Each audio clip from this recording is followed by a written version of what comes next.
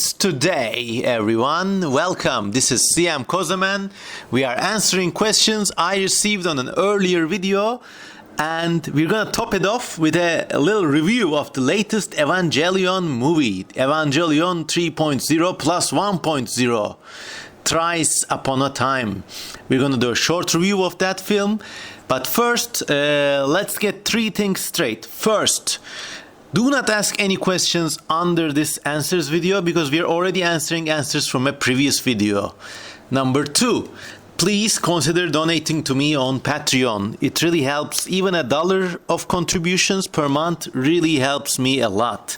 And number three, please try to play this video at 2 times or 1.75 times the speed. It makes me sound like a cooler person. Okay, so let's first get the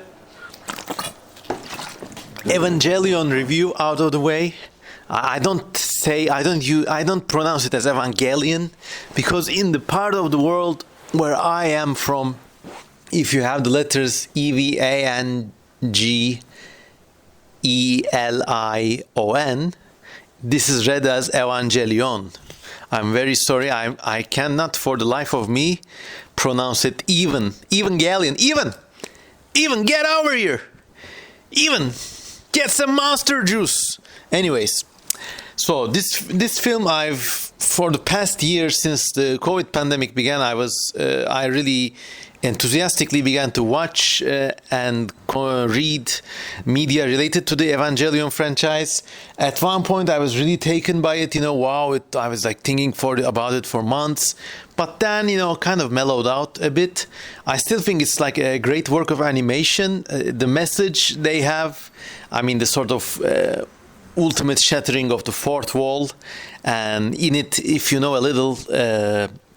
The creator of the series sends a message to the nerds consuming this series that real life is where it's at. So that's also nice to have, and also some of the characters and drawings are saucy, so that's why I like this series so much. But also the monsters are extremely creatively designed, more so in the original TV series. So these were all among the reasons why I really like this thing and why Evangelion has a special place for me. And I did watch the last installment of the series. Of course, before that I watched all the other redo films. These are like, I can understand why Hideaki Anno did this series over and over again.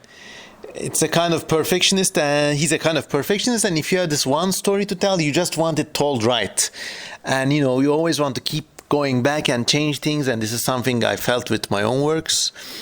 So, without going too much into it, I think it's a good film, not as great as I expected it, not as great as the end of Evangelion either, the original 1990s animated ending movie. But it was nice. It was nice to see a sort of survivor's perspective. Like in this movie, there's something like the Judgment Day happens, and a lot of spiritual weirdness happens, and the world changes. And for some reason, some parts of the world survive, and people live there. And that perspective was really nice, and it got me invested in it. So much that maybe the film could have just been focused on these survivors, and then our main characters are also stranded with the survivors, so they engage in this final all-out battle versus the bad guys, and there's another Judgment Day or something like that. Now at this point, kind of as a viewer, I lost interest because first, I was really emotionally invested in the survivors world. They've got this really nice things. There's a library built out of discarded railroad cars, for example. That's really nice. But then we go to space. They take off on the spaceship, and they have this like ultra detailed CG duel, beautifully animated. But for some reason, because it doesn't resonate with characters, so you kind of don't feel excited because of that. And at the end, it ends in a sort of like, this is where the postmodernism is put into good use. The characters engage in this very symbolic, almost theater drama type of conflict and debate with each other. And there's a sequence in which a father and son fight each other in similarly shaped robots, let's say.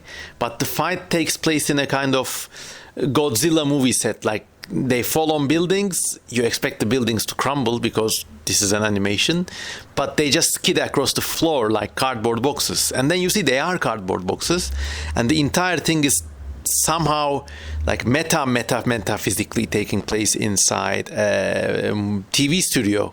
So that was, I think, a nice touch, but I mean, it still wasn't as cathartic as the first time I watched the TV series. But yeah, good watch nevertheless. Okay, now let's answer your questions and be done with this. As much as I loved your questions, I never expected so many questions to arrive. So yeah, let's go. Koal the Kangaroo asks, what's your favorite game? I'm not a big gamer. The generation that grew up after me, like, for them gaming is a much bigger deal. I never liked games where you had to like progress along a linear narrative and like shoot people or kill characters. I liked simulation games better. SimCity 2000 was a favorite. Also, there's this rare game called Elfish. That's EL Fish, basically. It's all about just breeding fish, and the game has a genetic algorithm, so it's really cool. You can like create strange fish. And in that way, it's like, if you enjoy speculative zoology, speculative evolution, you'll like this game. What else? I liked Spore, but I never advanced beyond the creature stage. I think anything after the creature stage is just tagged on, kind of tepid kind of addition to that game. But I liked evolving into these creatures and just walking across this world. It was really nice. Spore, it was in early 2000s. So there. JBZ asks, why ask a question? I don't know. If you want answers, you ask a question. Coldy Tim, what are some of your favorite musical artists, and do you listen to any jams while working on your projects? Yes, actually, in this video description, you can find a link to my playlist for all kinds of songs that I like. But beware, it's a very mixed up playlist. I mean, you got Turkish rap songs followed by symphony orchestra rehearsals, followed by David Bowie songs or something like that. At one point, I was really inspired by David Bowie. I probably know most of his songs like beat by beat in the depths of my memory. But I don't know, I got an easygoing musical taste. Tal Dreamcast asks, which Digimon is your favorite? I don't know. Digimon, I barely know Pokemon. Digimon, isn't that the one where like the evolution works like first it's a little dinosaur, second it's like a race car, and number 3 it's a 100-meter goddess with a flamethrower coming out of her mouth and 10 dragons coming out of her hair or something. I don't know. I could never wrap my mind around Digimon, so sorry about that. Ben Watford asks, what are some other body plans intelligent life can possess outside of the humanoid cephalopod body plan? Okay, this is a nice question. I think there are many body plans intelligent animals or intelligent beings can have. If you look at Alex Rees' Birrin projects, that's BIRRIN, they got this kind of centaur type body project. Also, you could have something like a very long centipede with manipulative organs at both ends, or something like a land-going octopus. I don't know. There are many. Heck, like one of my favorite science fiction aliens are the puppeteers from Larry Niven's Ringworld series. And these aliens have 3 legs and 2 heads. But the heads don't contain a brain. They're like gloves with eyes on them. So it's a very, very creative design. So I think there's like... I've gone on the record before saying that, you know, we might expect life to evolve into like at least similar forms depending on niche, but intelligence or like a tool using intelligence, there's no set niche for that, so they can take many forms. The Flying Mantis asks, have you made concepts and sketches that have never made their way into your books? Yes, go to cm.com kozaman.com, and there's a sketches section and it's full of stuff. Blah blah blah. 2 questions from Stormwind. What do you think you will be remembered for in 100 years? I hope for something good, maybe for the SNIAD project. And what do you want to be remembered for in the next 100 years? I don't know, for something good I hope, and for one of my works I hope. DVS Star asks, what do you think of Turkey? I think it's a great country, both culturally and naturally and geographically. There is no other place I would rather be. I had multiple opportunities to study, live and work outside of the Turkey, yet every time I ended up coming back here. And, things are tough these days, but they're tough all around the world. Like, I think on the whole, an average American and an average Turkish citizen have comparably difficult lives. But, of course, I must also add that in some fronts I've been lucky, and let's leave it at that. MJ asks, how do you stay motivated to finish projects or complete ideas in the pandemic? Well, I think the pandemic, the first few months were really scary, and my main fear wasn't illness, but I was afraid of resources running out. There would be like crime or rationing, and I was really scared because of that. But once that stopped being an issue, I was really smooth sailing, for me at least. I mean, I could balance my day job and my personal projects, so that's a good thing.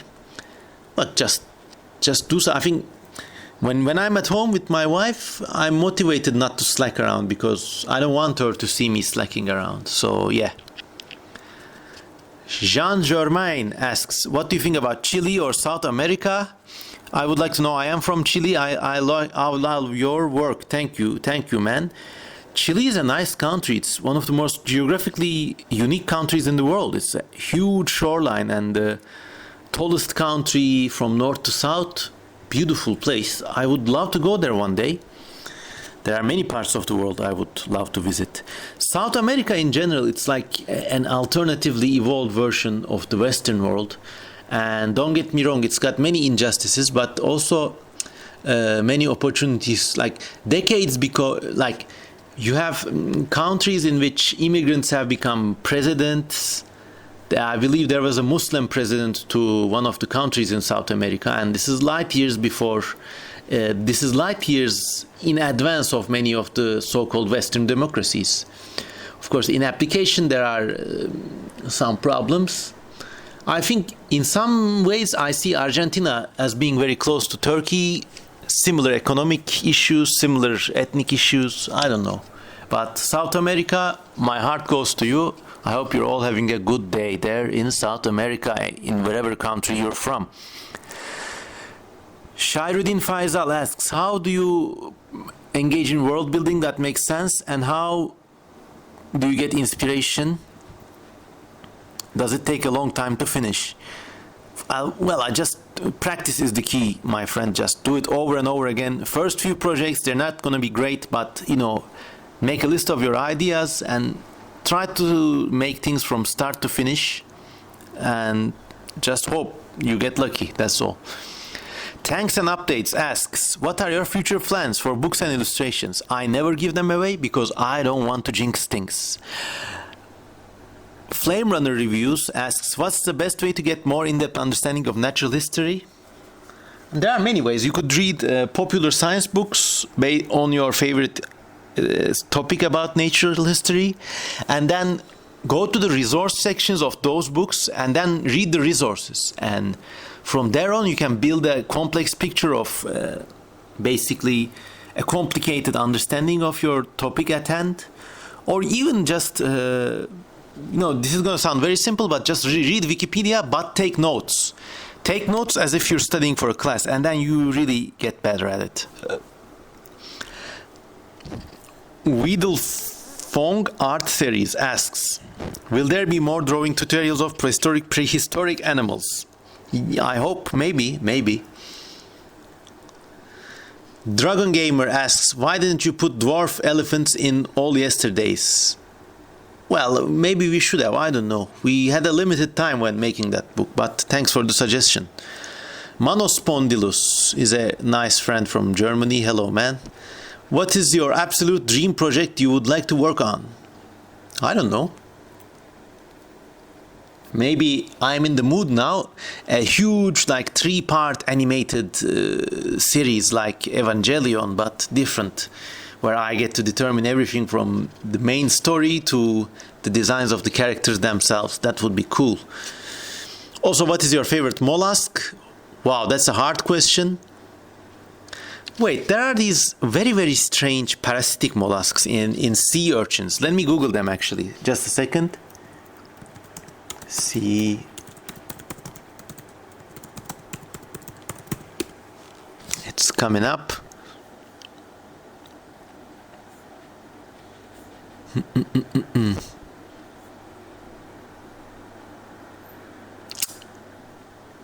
Is it this Sabinella or... Okay, there's a kind of snail, I believe, which has secondarily evolved into this like worm-like shape. And is that it though? I'm not sure.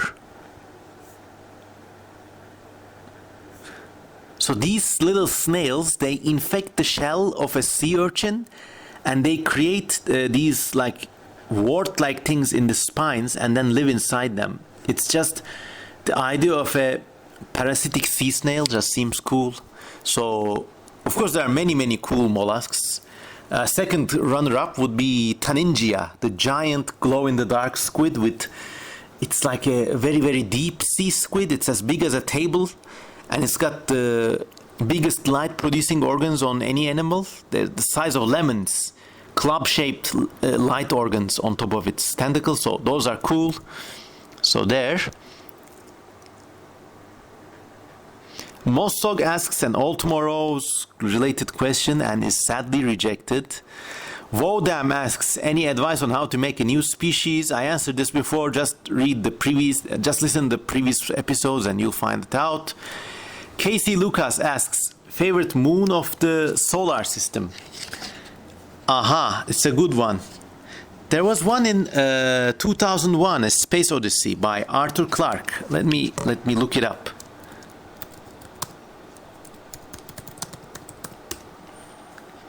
There's actually a really nice book. I forgot its title, but it was called something like The Moons of the Solar System. And it listed every moon in the solar system. And I mean, planets like Jupiter and Saturn have dozens of moons. So it was like an atlas of planets. And I really liked leafing through it. But which one was this particular? Was it Iapetus? I think so. Let me just look it up to confirm. And of course, my internet connection is really slow. But Iapetus, yeah, I think that's the one. It kind of looks like the Death Star. It's got one big crater on it. It's a moon of Saturn, I believe, the third largest natural satellite of Saturn, and it resembles the Death Star, and its colors are just pure black and white. There's something nice about this moon. I don't know. It looks like a big bowl of ice cream too, but there are many, many moons in the solar system. So we'll have to look it up in more details.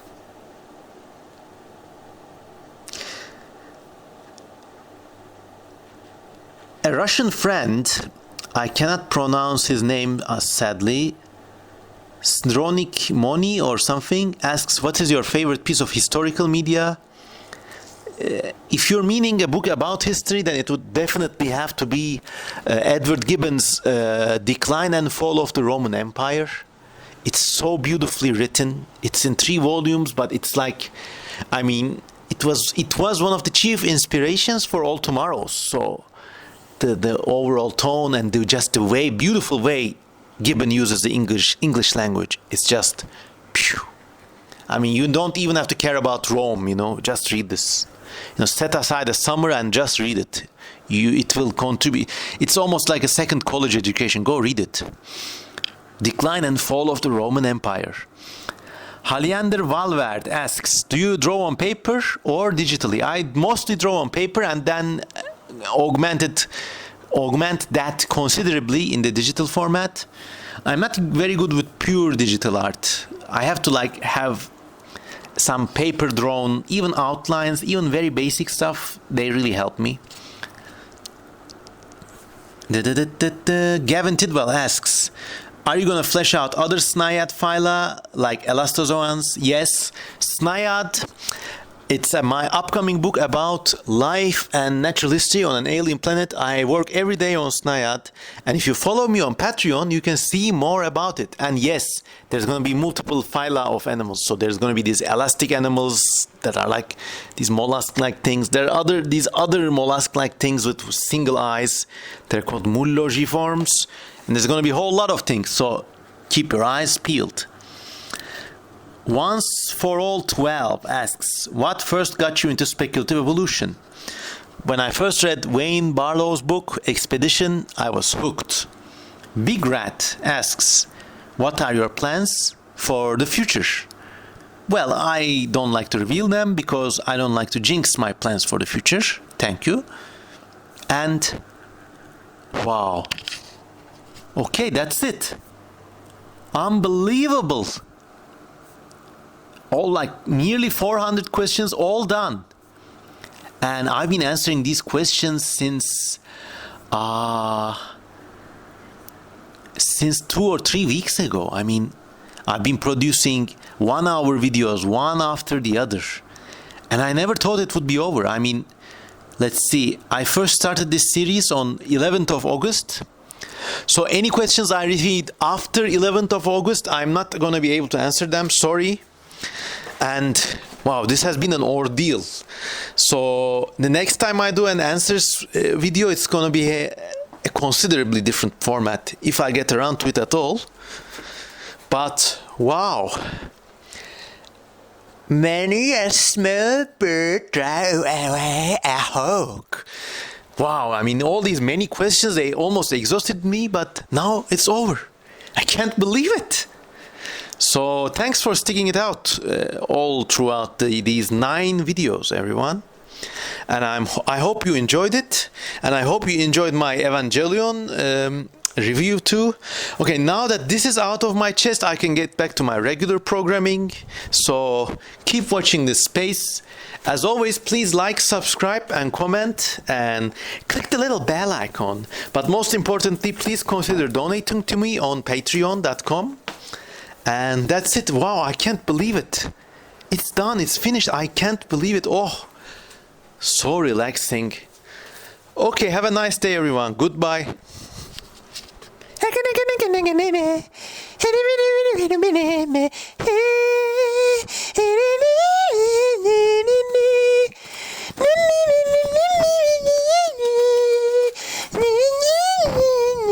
Okay, goodbye.